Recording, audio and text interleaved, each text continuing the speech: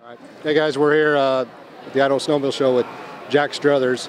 So Jack, you've obviously spent a lot of time with Polaris R&D over the years, working on sleds all the way back to the old XCR days. Talk to me about the 850 going into 2019. What do you see that sled doing for you and for your customers out here? So I'm super excited about the 850. I think our chassis was great the last 3 years. We've had probably the best chassis in the mountains. And I think this year we've got by far the best motor. I mean, last year our 800 was competitive against 850 Ski-Doos in the mountains, but this year we've got way more power. And like riding it, it's just got super good bottom end, way more mid-range than we had last year. And then it still revs up and it runs good. I'm happy with it. So what is that going to do on the snow for guys? Make it a little better on the tree riding? I mean, they've gone narrower on the chassis, shortened the running boards a little bit. What's the power going to do to help a guy on this? So all three of those things are going to help. Yeah, obviously the front end's narrower, which is on the 800 also this year. And that does make it side hill better. It doesn't wash out on the hill as much. The running board does help some for sure. And then just the 850 power gets up on the snow quicker. It's like having a last year's 800 that was ported and a pipe and a head and all that stuff. And it's still maybe at least as good as that or better, just stock. So how much time did you spend on the 850 last spring? Did you spend some time with the engineers? We ran one a little bit, yeah. It was a good sled. Rode it, I think earlier in January they let me ride it once, and then we had one at the end of the year we rode a couple times, and it was good. Got to do some clutching on it and did some suspension work on it, and it's a really good sled. Like I love the motor, it's good. So where do you kind of see the mountain segment progressing over the next 5 years? What's going to be the demand from customers? More power, lighter weight? I really think customers are going to focus more on lighter weight than I think. I think they're getting fast enough now that people are less concerned about power maybe than they were before. But I think they want to make it easier to ride and easier to handle.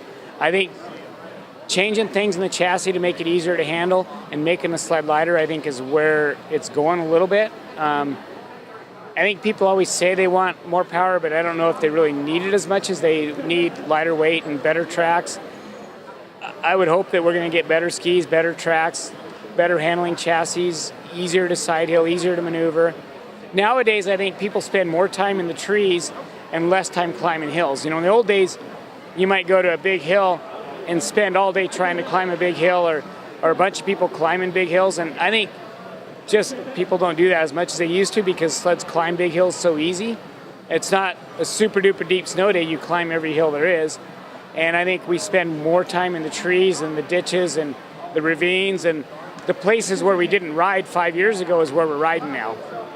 So talk a little bit about sled setup. What are just some common things that you think a guy could do better on his sled, just with the stock settings that he has?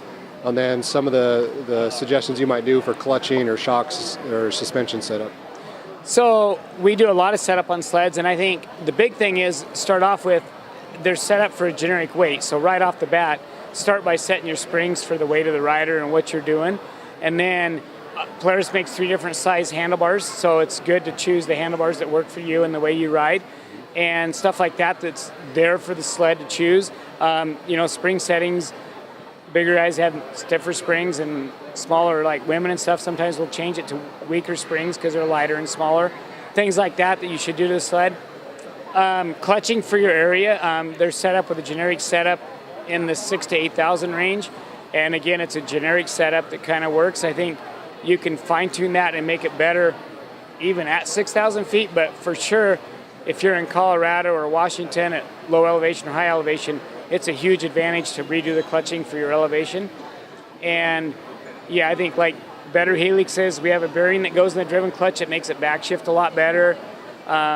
Stuff like that's really important that you can do, and you can always have better weights and better springs that fine-tune it a little bit. Okay, so at Carl's, what's your top-selling performance accessory? We do a lot of shock revalves where we revalve the stock shocks. We're putting in a Fox-style piston in the stock Walker shock, and we do a lot of those. Probably over half the sleds we sell get that done to them. And it's a cheap way to have a really good shock on your sled. We do a lot of clutch setups on most of our sleds we sell. We even do some stuff on every one we put together, like some stuff to the driven that we do on every one we sell. Then We do, starting line canisters, silencers, stuff like that. Then we do a lot of porting on sleds. We're going to do some of that on the 850. We're just getting started on that. I have my sled done. We're just waiting to go test it and start working on it. We're going to do a big bore on the 850 this year. We should have done sometime this year. And then we do some turbos. We got a turbo sled over there in our booth that's ready to go ride. And depends on how much power a guy wants, what he wants to do. So talk about your big bore kit. What are you doing there, displacement wise and everything else to the motor? It's going to be a 900cc. We have some cylinders in the works being done right now that will be ready to ride as soon as we get good snow. Cool. All right. Thanks, Jack Struthers with Carl Cycle Sales.